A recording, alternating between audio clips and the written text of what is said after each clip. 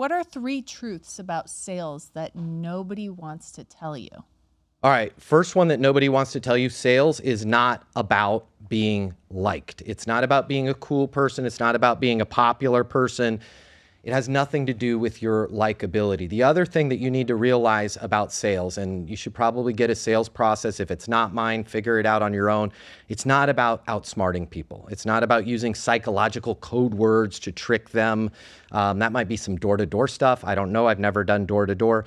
It's about following a process. What nobody wants to tell you, and the people making big money in sales, what they won't tell you is it is about following a step-by-step process. Once you learn that process, you don't have to worry about psyching people out. You don't have to worry about being liked.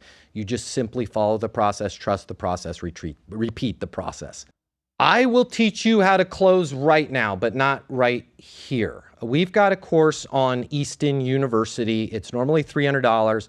I'm going to buy it. I'm going to buy it for you right now. Click the link in my bio.